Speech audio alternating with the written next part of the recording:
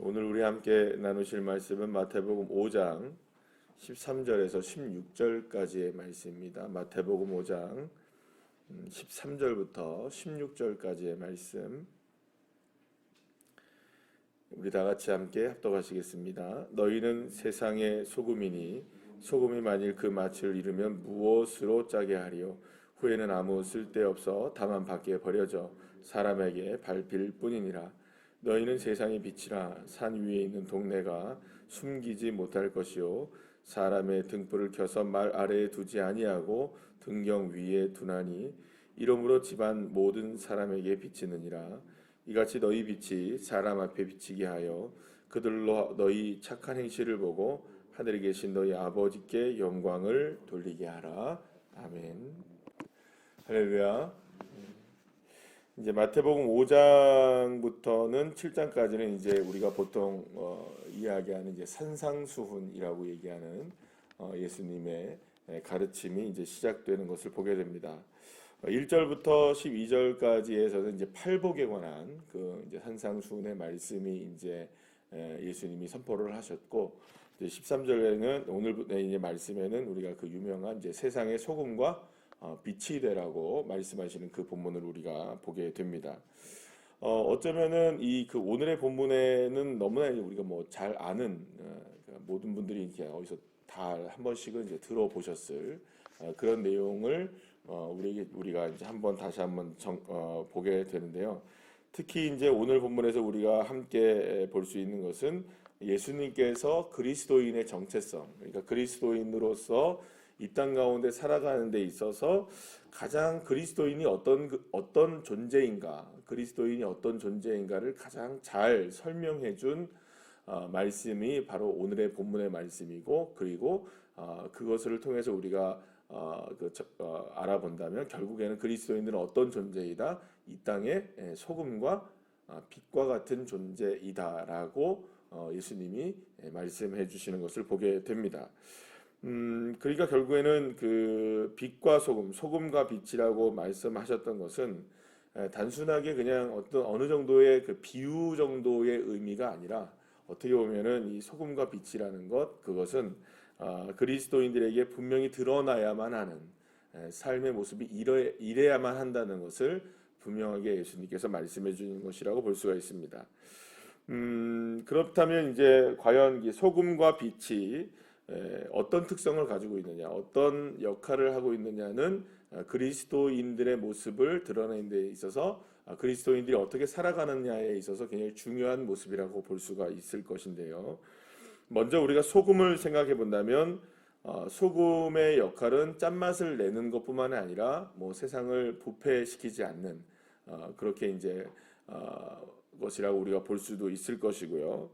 그런데 이제 그 소금의 모습은 어떠냐면, 소금이라는 것은 이제 그 물을 다 증발시켰을 때, 바닷물을 증발시켰을 때에만 결정체가 드러나게 되죠. 근데 사실은 원래 어떻게 되어 있습니까? 소금이라는 것은 보입니까? 보이지 않습니까? 물 속에 섞여 있을 때에는 절대 보이지 않습니다.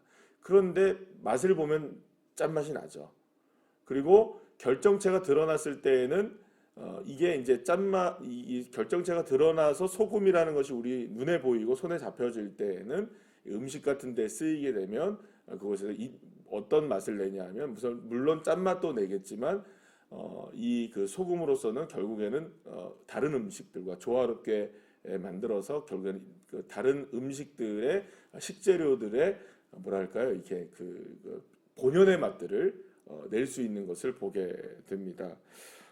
그렇기 때문에 그리스도인들에게 있어서 그리스도인들이 이런 소금과 같은 존재라는 것은 어떻게 보면은 결정체로 드러나게 됐을 때에는 그 모든 것들의 맛을, 본연의 맛을 살리는 그런 부분도 있을 것이고, 또 그 존재는 또 반면에 어떤 존재여야 합니까? 그저 그냥 드러나는 존재가 아니라 섞여 있는 거죠. 그 안에 다 섞여지게 되는 겁니다. 원래 그 모습이 드러납니까? 안 드러납니까? 절대 드러나지 않아요. 그러니까 어느 곳에 들어가도, 그러니까 소금으로서는 결정체가 나올 수 있지만 소금이 들어가면 그곳에는 그냥 소금이라는 존재는 사라져 버립니다. 그러나 분명히 뭔가 역할을 하고 있죠. 짠맛을 낸다거나 어떤 짠맛뿐만 아니라 맛을 낸다거나 아니면 부패를 방지한다거나 이런 역할을 하고 있는 거예요. 그러니까 보이지 않습니다. 이제 소금이라는 것이 역할을 감당할 때는 보이지는 않으면서 분명히 소금이 없으면 이상한 거예요. 짠맛도 못 내고 맛도 못 내고 부패도 방지하지 못하고. 그러니까 이 소금이라는 것이 굉장히 뭐랄까요? 그러니까 소금이라는 것이 드러나지 않으면서도 이런 역할을 감당한다는 어떤 특징을 가지고 있다고 볼 수가 있어요. 그러면 그리스도인들이 소금과 같은 존재라는 건 어떤 존재일까요? 막 드러나진 않아요, 그죠? 근데 드러나진 않는데 그리스도인들로서는 세상에 있을 때는 그게 만약에 없으면, 그리스도인들이 없으면 세상에 본연의 맛을 낼 수 없는 그런 존재가 된다는 거죠. 그러니까 그리스도인들이 만약에 이 세상에서 빠지게 된다면 세상은 힘을 잃어버리는 거예요.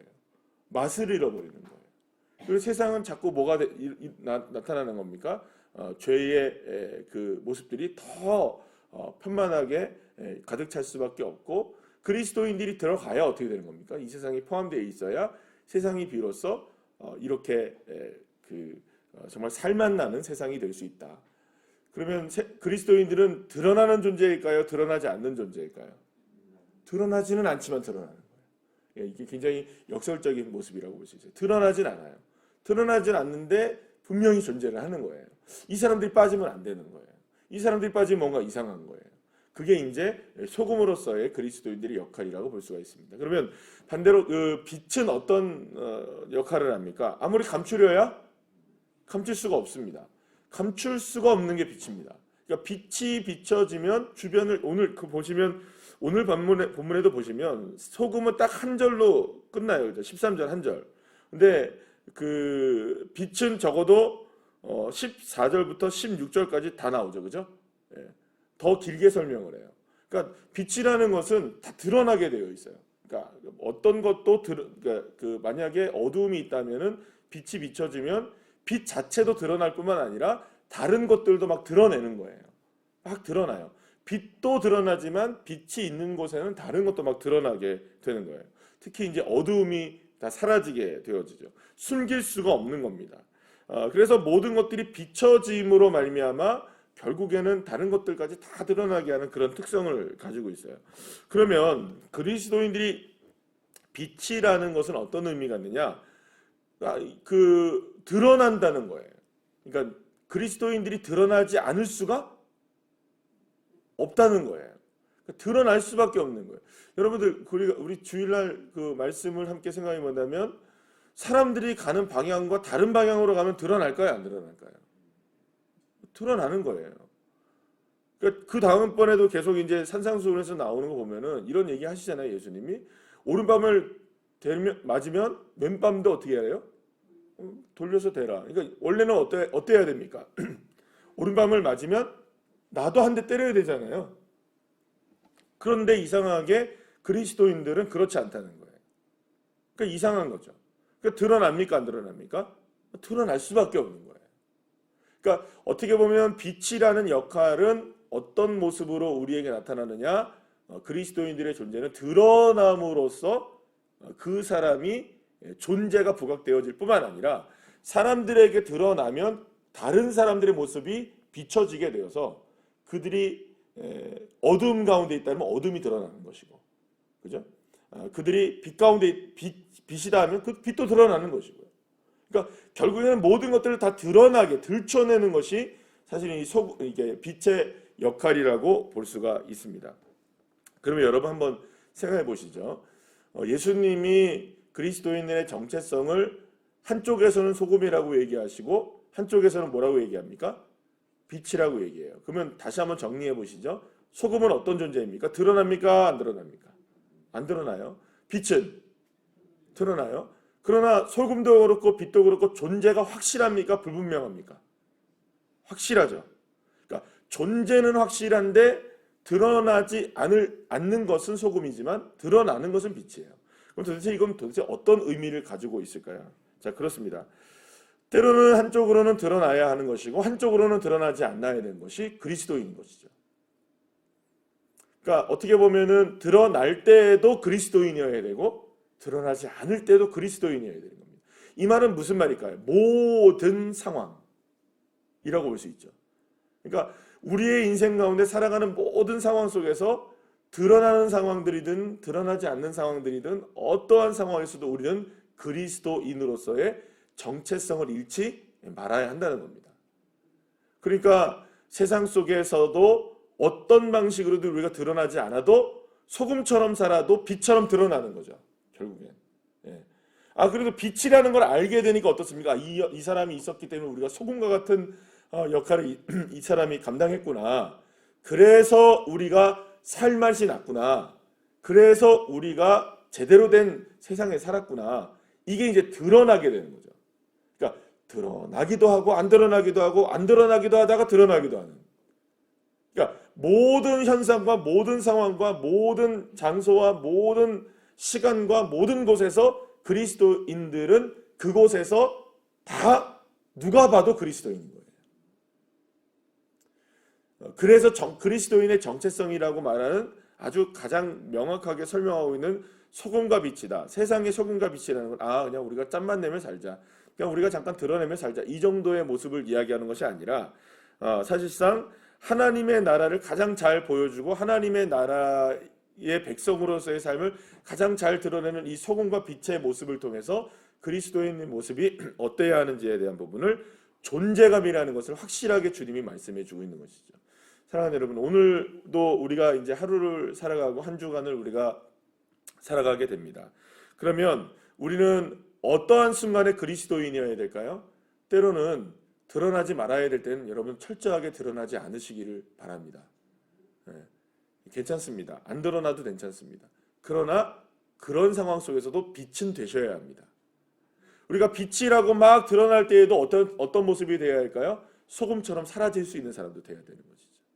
그러니까 드러나든 안 드러나든 어떠한 상황이든 우리는 우리가 내가 누구를 잘 믿는 사람만 되면 될까요? 사실은 이 모든 것들이 다 어떻게 가능할까요? 어떻게 가능할까요? 그저 우리는 방향을 누구에게만 초점을 맞추면 되는 걸까요? 예수님에게만 초점을 맞추면 되는 겁니다. 그러니까 그렇게 방향성을 잃지 않으면 언제나 우리는 소금일 수 있고 사실은 언제나 우리가 빛일 수 있는 것이거든요. 그런데 소금이 되려고 노력한다고 소금이 되겠습니까? 그건 아니죠. 빛이 된다고 빛이 되겠습니까? 그렇지 않아요. 그러니까 결국에는 이거는 언제나 우리가 누구를 향한 방향을 잃지 않아야 되는 걸까요? 예수 그리스도를 향한 방향을 잃지 않으면 우리는 결국에는 소금이 되는 것이고 빛이 되어 살아가는 겁니다. 그래서 그게 자연스럽게 드러나지고 자연스럽게 또 감춰지기도 하는 것이죠. 일부러 막 들춰내지 않는 거예요. 일부러 막 감추진 않는 거예요. 그러나 그곳에서 누가 봐도 우리는 누구인 거예요? 그리스도 예수쟁이들인 거죠. 그래서 사실은 그리스도인으로서의 소금과 빛으로 우리가 살아갑시다. 이거 되게 부담스러운 일이잖아요. 그런데 부담스럽습니다. 왜냐하면 나 소금으로 살아야 되는데 이렇게 한번 생각하면 너무나 부담스럽죠. 그렇지 않습니까, 여러분? 여기 오늘 맨 마지막에 보면 그렇잖아요. 그들로 너희 착한 행실을 보고 이러니까 여러분들 우리 착합니까? 안 착합니까? 착하시죠? 안 착하십니까? 새벽이라 그냥 대답하기 싫으신 줄 알고 대충 넘어가겠습니다. 근데 사실은 우리가 그리스도인이지만 착하냐라고 물어본다면 조금 우리가 내가 뭐가 착해 이렇게 생각할 수 있을 거예요. 겸손하시니까 다들. 그런데 사실은 우리가 생각을 해보면 착해지려고 생각한다고 한다면 여러분들은 우리가 착한 사람이지 않을 수 있어요. 그러니까 부담스럽죠. 우리가 착해야만 이게 소금과 빛의 역할을 감당하고 우리의 모습을 보고 사람들이 막 하나님께 영광을 돌리는 삶을 살아야 되는 건가? 이렇게 생각하면 여러분들 얼마나 어깨가 무겁습니까?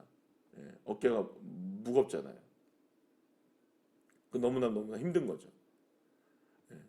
제가 지난번에도 그런 말씀 드렸잖아요. 월요일날 같은 날은 거의 목사님들이 다 쉬시잖아요. 그 목사님들이 갈 때가 많지는 않을 거 아니에요. 그래서 월요일날에 어디 가느냐? 대부분 이제 마트 같은 데 많이 가세요. 딱 보면 다 압니다.